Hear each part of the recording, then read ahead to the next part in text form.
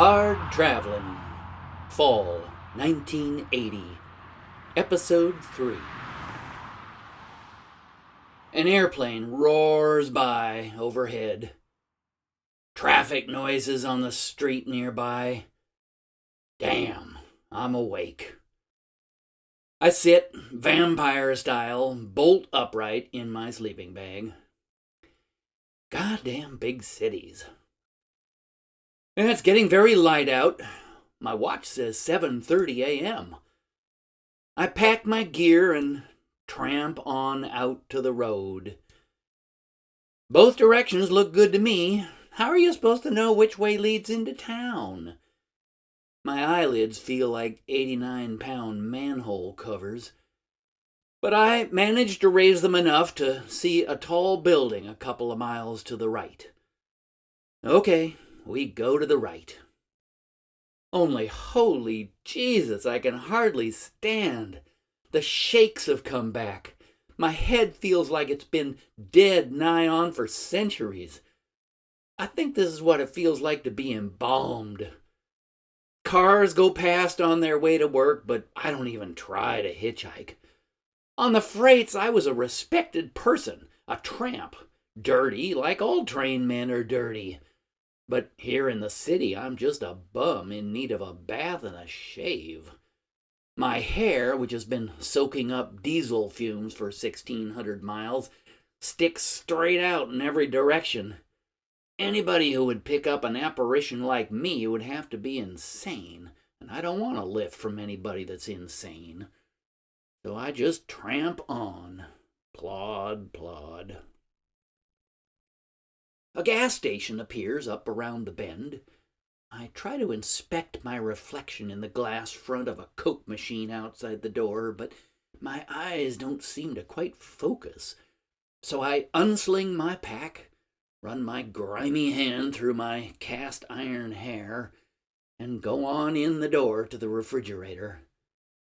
The girl behind the counter is pretty and homey looking, and I think, oh no, she'll scream and call the cops. But she doesn't. She smiles, says, "Good morning." "Hi there. Can I help you?" "Well, do you know if any buses run along here heading into town?" "Yeah, 2 streets over, on University." "Oh, University. Does that mean the college is around here somewhere?" "Yep, straight down University, about a mile." "All right, thanks a lot." "You're welcome." Big smile. I exit. Well, I'll be goddamned. Maybe I don't look so bad. I sling my pack and hoof it down to the campus.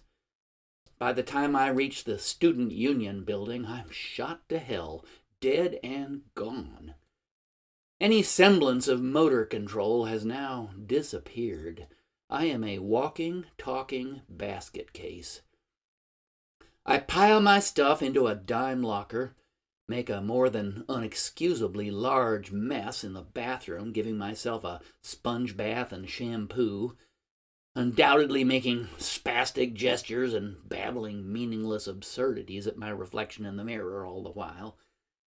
And then I stagger down to a field on the banks of the Mississippi. I am beyond tired. I am non-functional. I do not sleep. I temporarily die. Minneapolis is nice. Lots of money.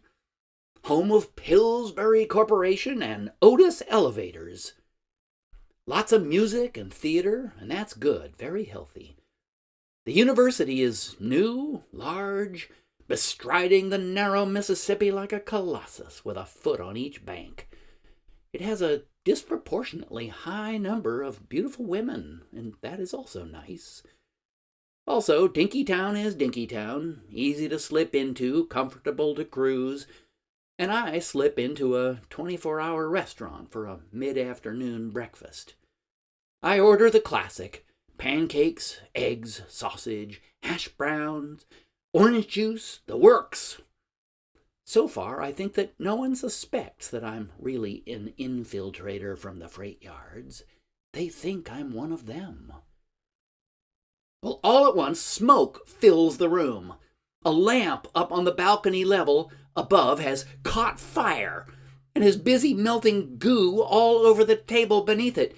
Everyone is wildly excited, including the manager, who runs around in circles screaming for everyone to stay calm.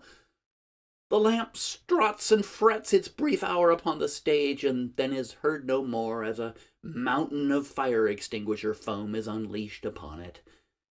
Indeed, a tale told by an idiot. University life is so stimulating. I have an appointment tomorrow on campus with a very important man, composer Dominic Argento, and so, after a thorough search of each nostril, I head out for some low-key campus sightseeing, marveling at the aforementioned disproportionately high number of beautiful women, and drinking in the ghost of Dylan, who wandered these hallowed halls 20-odd years ago. Well, now I'm standing on an on-ramp to the freeway, heading south out of town. It's 2 o'clock in the afternoon. The appointment went well this morning. Much talk about aleatoricism, pointillism, serialism, lyricism, romanticism, chromaticism, tonality, modality, and banality.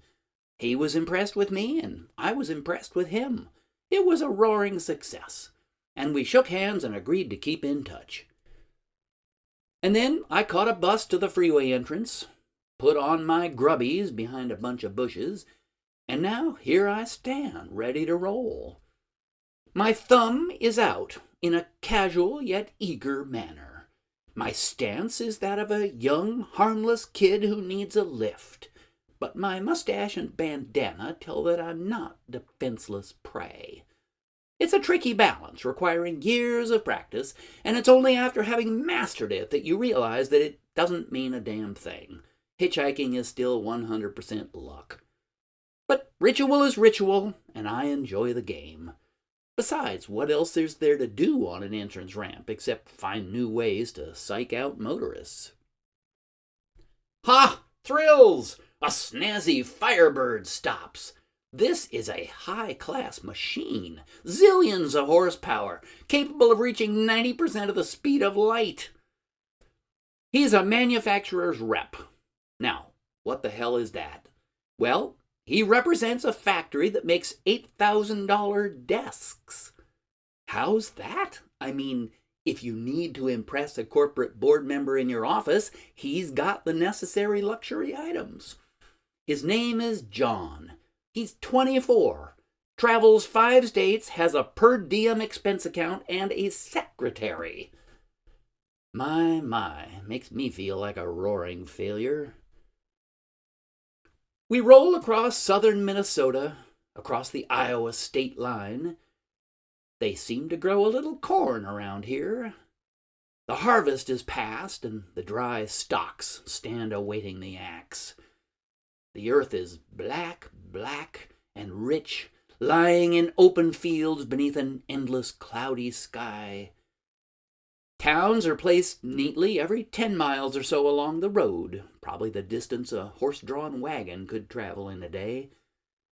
And between are the lonely farms. A big frame house, very upright and square. A barn, usually red, a few outbuildings, a silo, some farm equipment scattered about, and then the whole compound ringed or sheltered by tall trees. We flash by a driveway with a mailbox, look briefly in at the farmhouse, wonder what the people inside are thinking and doing, and then the entire scene is gone. Just open fields with fences stretching off to a distant horizon. There is no way I can visualize the Weltanschauung of an Iowa farmer. I am too far removed from the land and its labor. Farmers are primary providers, the food growers, producers, without whom nothing else could function. There is something noble about that, but as we leave one farm after another, sitting alone under the sky, I can only think of the unendurable loneliness and isolation that I would feel in one of those houses. Give me a city to hug and caress, a crowd of warm people to press against. I'm no pioneer, I'm a city boy. John talks about his girlfriend. Her name is Sue, and she's a stewardess. Are you getting the idea? This is the American dream couple. He wants to establish himself by 30, retire by 40, and live off his investments.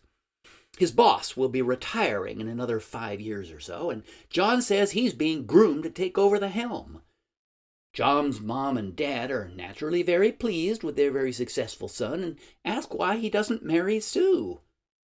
Nope, says John, not till I'm financially secure. Oh, but John, says his mother, your father and I were married with just the clothes on our backs. We loved it, using bed sheets for curtains.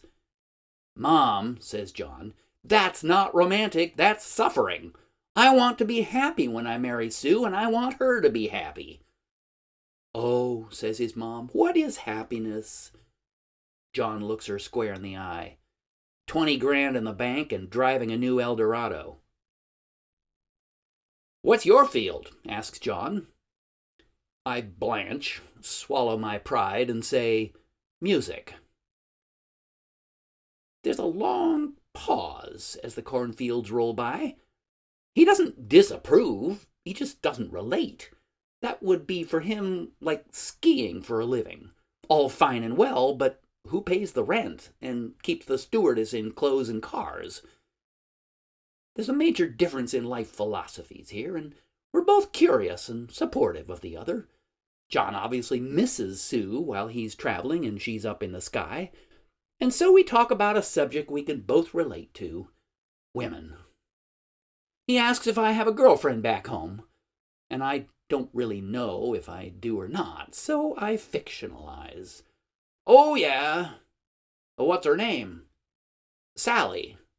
Yeah, I knew a Sally once back in college. Sexiest chick I ever went with.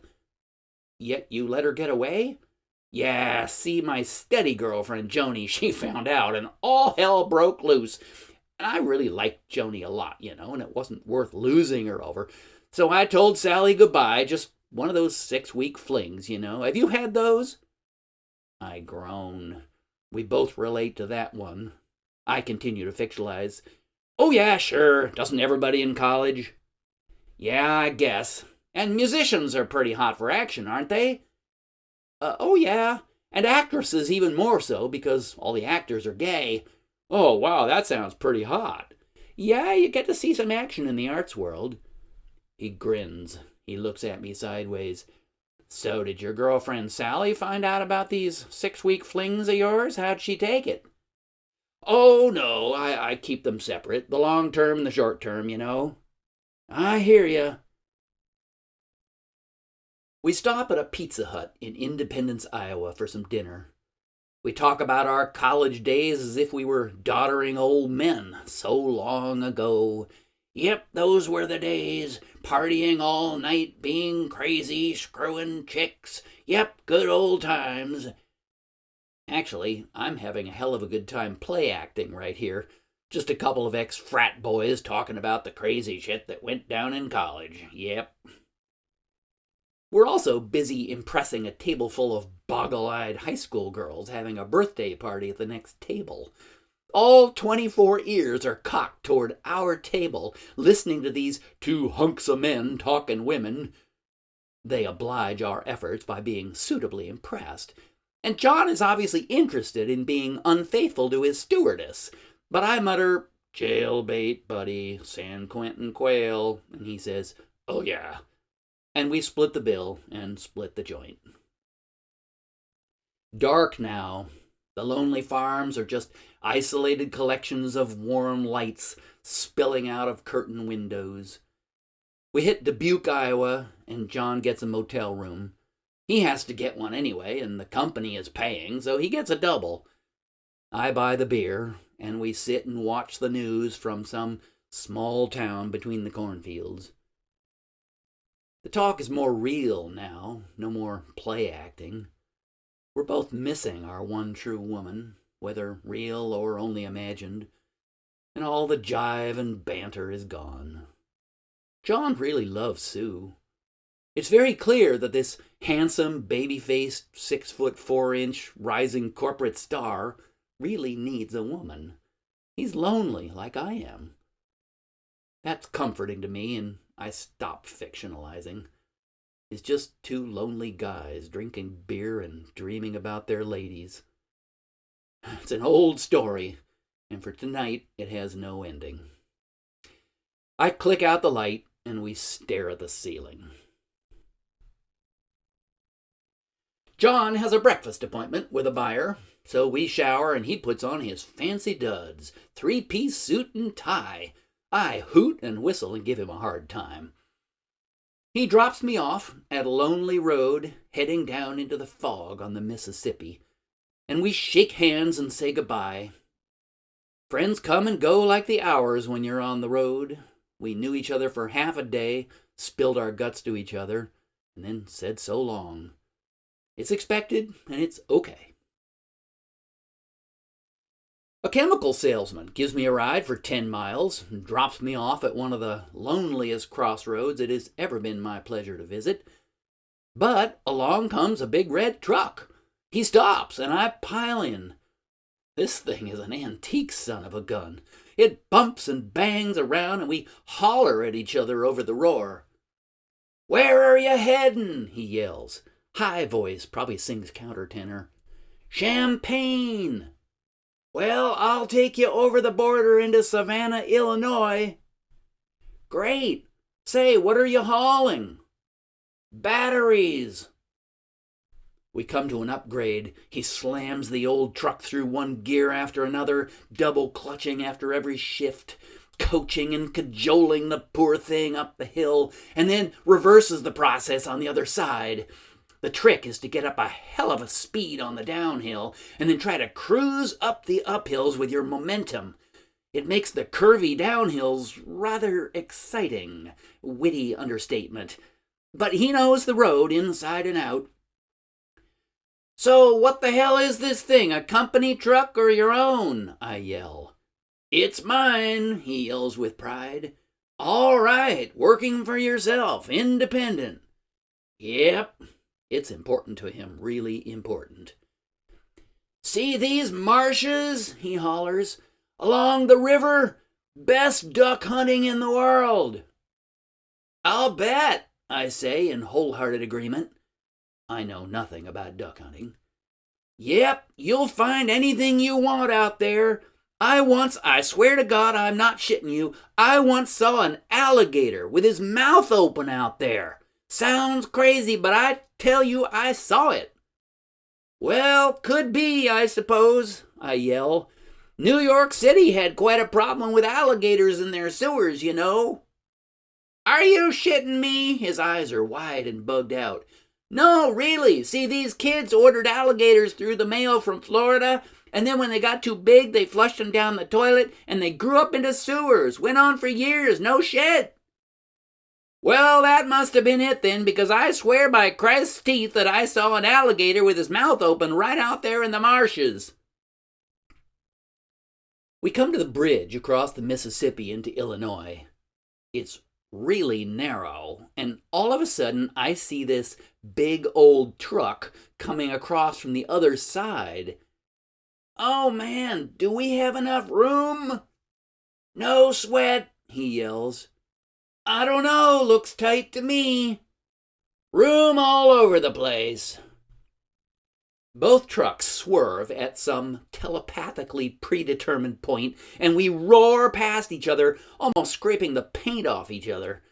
Both drivers wave and look completely relaxed. I wipe the cold sweat off my face and attempt to look relaxed too. He lets me off at the driveway to some factory that needs his batteries. "Well, this is as far as I be going. So long." "Thanks a lot, and have a good one." He roars off in his big red truck. Bye-bye. I stand there in the morning fog, munching granola, and the entire state of Illinois drives past with their guns and their boats and their camouflage suits, And I tell you right here and now that I wouldn't be a duck in Illinois for all the corn in Iowa. Not during October, anyway. I don't think hitchhikers frequent this road very much because people look sort of suspicious as they drive firmly past. A local sheriff stops, checks my ID, and says, "You know it's illegal to hitchhike in Illinois?" No. See, I just popped over the border from Iowa." "Well, don't worry about it. It's a stupid law. Just stay off the main freeways and nobody will bother you." He drives off. Finally, Earl stops and gives me a ride. He works for Milwaukee Road, tells me, so we talk trains. He's interested in my train trip, and I give him a full account, including, of course, the exciting story of the big gray movable bulkhead. Then Earl unloads his mind. He's had a long, hard night, and it's been a while since he's had some sleep. He hates trains. He tells me the hours are too long and cockeyed, and he's not a kid anymore. He needs his sleep, and the railroads are dying. It's a dying business. You know why? Because the competition is just too unfair. Railroads just can't cut it against trucks, planes, and boats. Trucks get their roads paid for by taxes, planes use public airports, boats get the oceans and rivers free, and all the locks and ports are city-owned. The railroads have to provide their own land, tracks, ties, and yards. Oh, sure, there's some subsidy, but not enough and not in the right places. It's sad. It's just really sad. I've been working Milwaukee Road for 36 years, and for 36 years I've watched it slowly dying. It's just too sad for an old man. I gotta retire soon. I'm tired. Real tired. Earl lets me out down the road a piece, and he tells me that the world is in my hands, and that he hopes my generation has more sense than his did. He gives me an apple, wishes me luck, and drives off toward his home and bed. So here I am, standing on an entrance ramp that sees, maybe 4 cars an hour. I mean, I could grow old and die here. I wander up the ramp a couple of yards to read the graffiti on the back of the no hitchhiking sign. Previous hitchhikers always leave words of wisdom for those who follow. This one reads, "Eggs have no legs." A true statement, no matter how you cut it, non-controversial. Also, slept here, ate here, got high here, died here. Not very comforting. So I wander back down to my pack. I could play Kick the Rock, but it's too soon for that. That's the last resort. So I dream about the hitchhiker's fantasy. She's a beautiful, rich, blonde heiress in a Porsche who cruises the highways of America searching for me. And one day, if I'm only at the right place at the right time, she's gonna pick me up, realize that I am the one, and carry me off into the sunset and support me all my days in the manner to which I am accustomed. Anytime, babe, anytime. In fact, today would be just fine. Maybe she'll round the bend in the next 5 minutes and my life will be secure. Or there's the little old ladies in the Winnebago who travel around picking up hitchhikers and feeding them hot dogs. I'd go for that one too. I'm not picky about my fantasies. Well, maybe it is time for Kick the Rock. No, not yet. Aha, of course. Lunchtime. When in doubt, eat. I unpack some crackers and a jar of jam and start munching.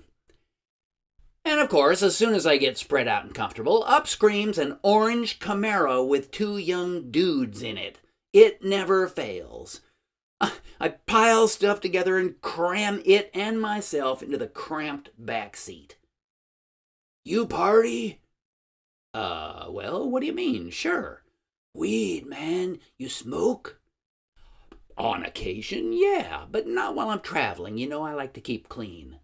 I hear you. You mind if we smoke? Not as long as you keep this machine on the road. Oh, no problem. Hey, I drive better when I'm ripped than when I'm straight, you know. Hey, you should have seen us last night, man. And he proceeds to tell the old story of how blitzed he was last night. I've heard it all before. Young punk likes to think of himself as wild and crazy, blah, blah, blah.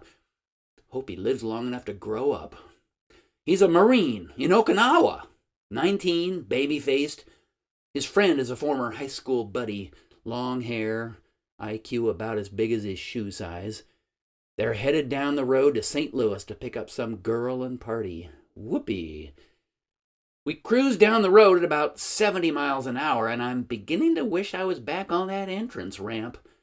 I'd love to tell you what central Illinois looks like, but all I can see is smoke. The car is slowly filling with vapors of a certain noxious weed. They smoke one joint after another, and I keep looking for signs of reckless driving, but I've got to admit, he's driving straight as an arrow.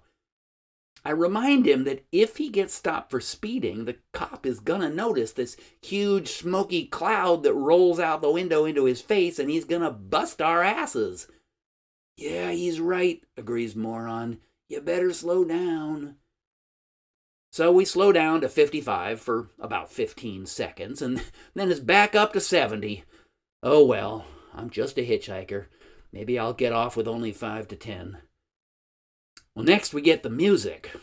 Jethro Tull at an ear-splitting level right in my ears through the speaker in the back window.